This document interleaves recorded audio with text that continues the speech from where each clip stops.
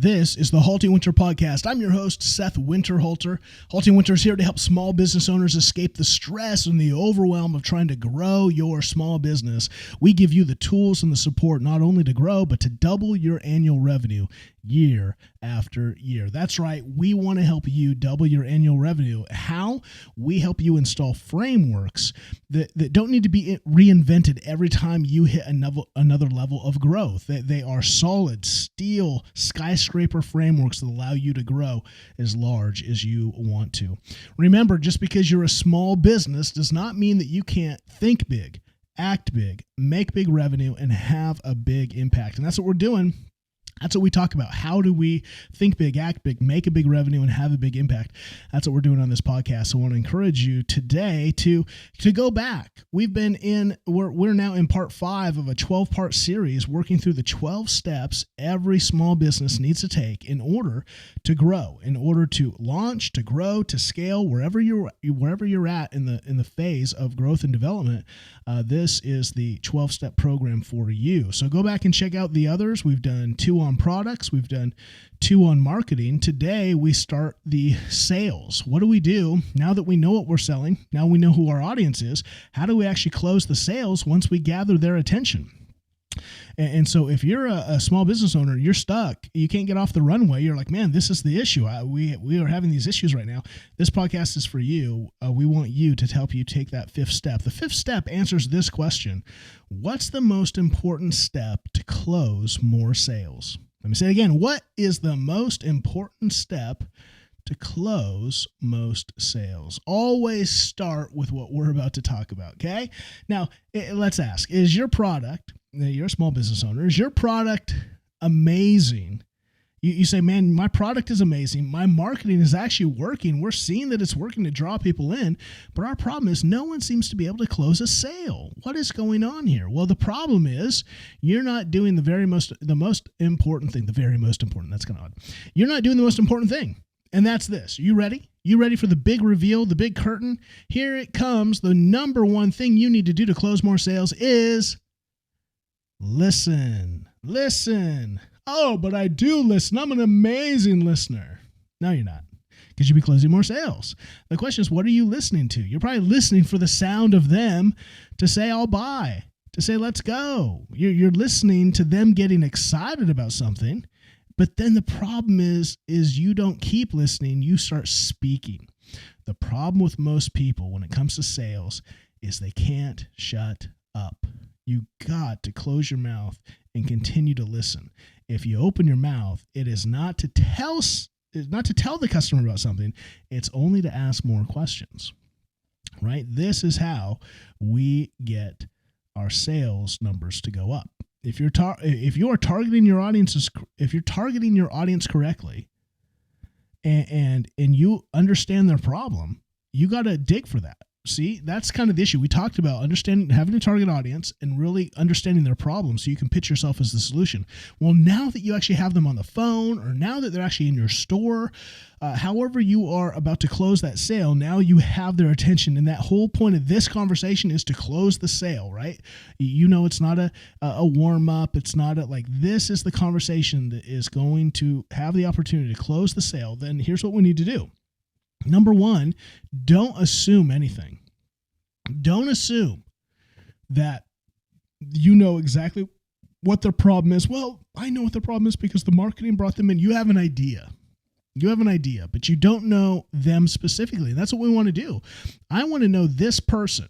Your goal, and now the sales call or sales interaction will say, is to how well can I know this person in light of the problem. And again, you may even know this person a little bit more broadly. Like, I love information about people because it's helping me put together a real frame of who they are so that I can speak to them. I can understand their problems, their worries, their frustrations. I want to know this person. I don't want to assume that I know. I want to ask questions and I want to listen. So let me just give you a sample because this is what I think we do. Like, for instance, here was now this isn't the sales. This was a cold email. I have a company I'm working with that sent a cold email. They were drafting. We're trying to draft our sales strategy. So it was like, here's a cold email that they were going to send out. And basically it's, hey, my name is, I'm the director of operations at, and we're a local, blah, blah company in this county. And our owner is blah, blah, and they were an Army veteran, and now they're a this. They've been doing this 10 years, and they do nonprofit work, and now they own blah, blah, blah. And we also work with blah, blah, blah, and they're our business coach and our consultant, and we do this blah, blah, blah business, and we do catering, and we just love what we do, blah, blah, blah, blah, blah. And at our company, we believe in two things, blah, blah, blah, blah, blah, blah, blah. And it's just all about them, right? It's all about who. And again, this is, if I had a penny for every company I see do this, I would have a lot of pennies. Because this is the natural reaction. This is the natural thing that we do when we think, I'm trying to sell someone. I got to tell them about me. I got to build their... See, we're doing the same thing. We're just doing it in reverse. I need to build trust by telling you all about how good of a person I am, so that then, this is 1, 2, 3, 4. On the 5th paragraph, finally, it was like, I'm reaching out to you because we would love to have our company serve you. 5th paragraph down. Every other paragraph was about them. And this is typical, right? So I'm not poo-pooing on you. This is typical, but it's also why it's not getting paid attention to, right? How do we, in our sales, even in that sale process, like this isn't even the sales meeting, but this would never lead to a sales meeting, I think. And unless that person had such a burning problem, unless they knew someone on here, and like, why would they feel compelled when you just told them all about you? And we think, oh, well, if we mention we're an Army veteran, maybe they'll be a veteran. That'd be like if someone said, oh, Seth, I was a conductor of orchestras too. Great. Like, sure, unique fact, but like not compelling me to do anything. I think we think we're a lot more important or unique. And so we think that draws us in. And so we love to tell people, and again, we want to help people with who we are. We want to build trust, build empathy, build authority, and talk about our product. But again, we're doing it backwards. We start oftentimes with ourselves. And if we ask a question, like say we get someone on the sales floor, we'll ask them a question. Hey, what brings you in today? Oh, we're just kind of looking. Well, let me tell you about, and then we jump into all of our products. We jump into all the features. Oh, this has all these features. It has all these gadgets and gizmos, and it does all this, and we just can't be quiet. Like, how do we ask actually interesting questions? What brought you in today? I guess it's okay.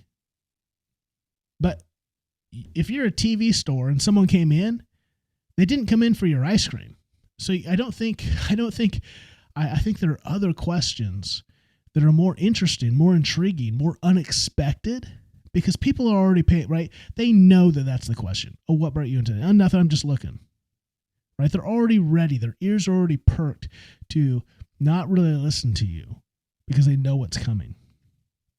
So what could you say? What could you say that could draw them in, that could create interest?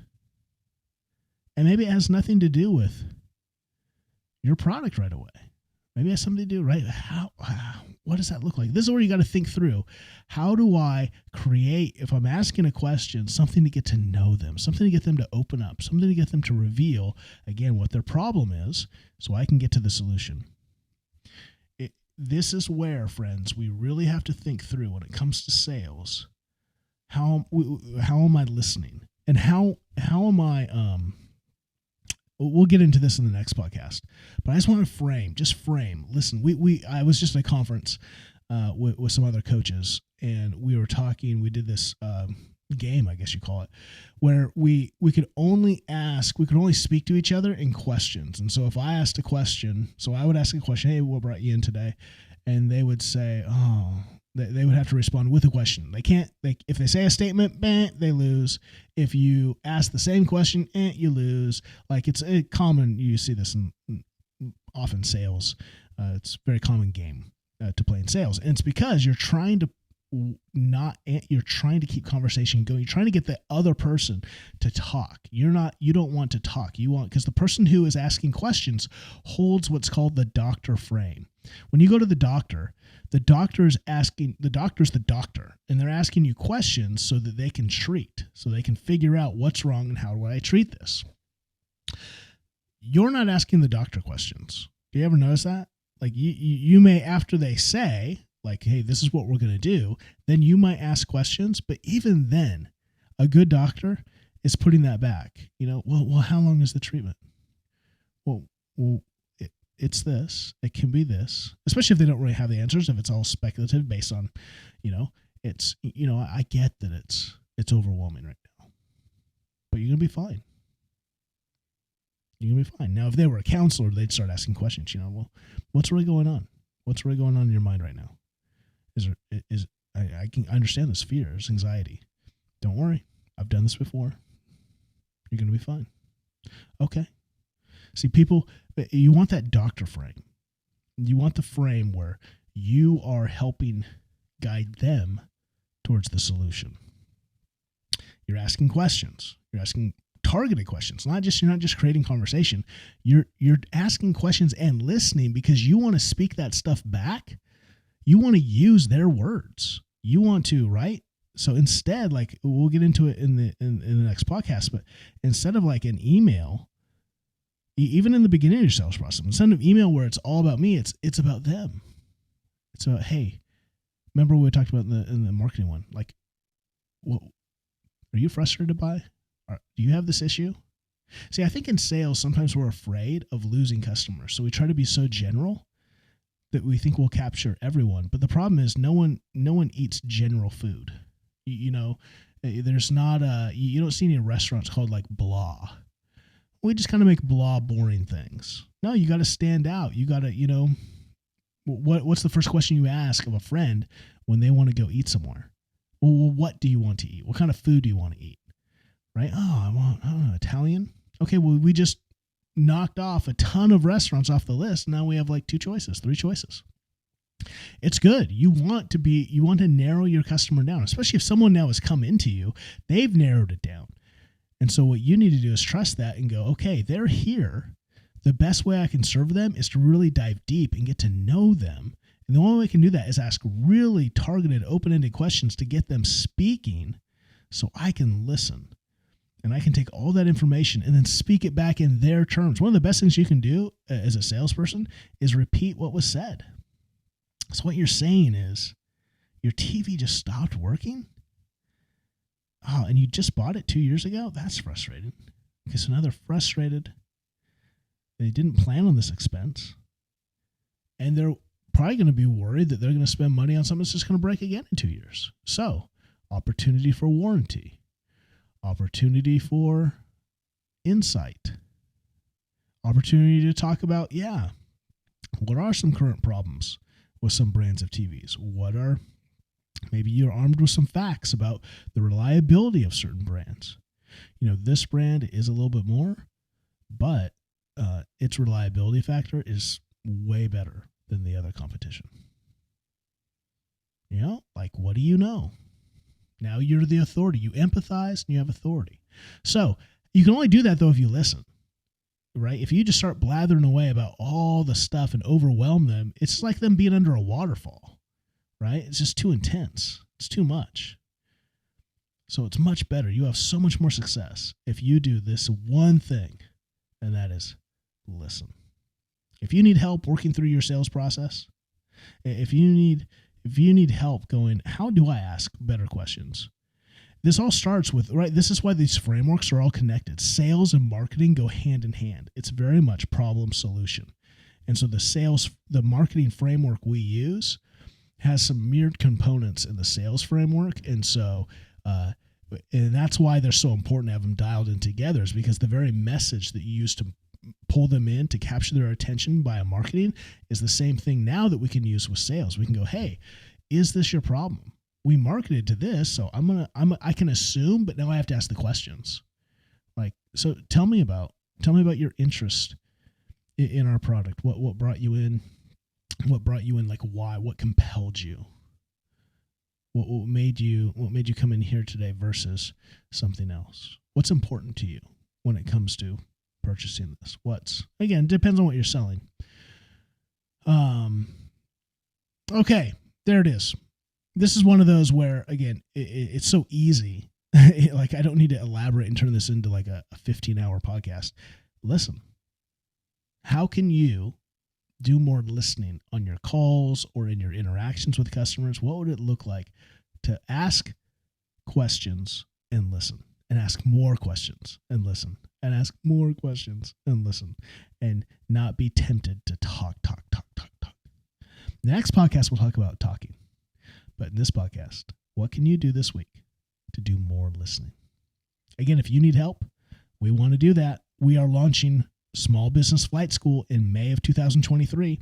Flight School is a 6-month program designed to help you get clarity and to create the strategy to grow your business and double your current annual revenue. This is a great program for someone who wants to launch a business, so you actually launch off a real launch pad, but it's the best program for someone who is already in business and who wants to grow and who needs the actual insights and frameworks and the help. That's what we're doing, right? Business Made Simple. Donna Miller's launching Flight School.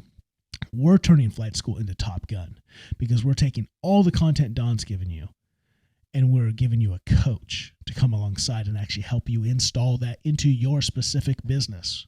That's what you need. Coaches. Coaches don't tell you what to do. They tell you how to do it so that you can actually run your small business. We're just here to help you. We're here to guide you, not do it for you. We want you to run your business, but you need help. And so we want to help you fly farther, faster, and further than you can ever do alone. And so if that's of interest to you, I want you to go to smallbizflightschool.com. 4 words, smallbizflightschool.com.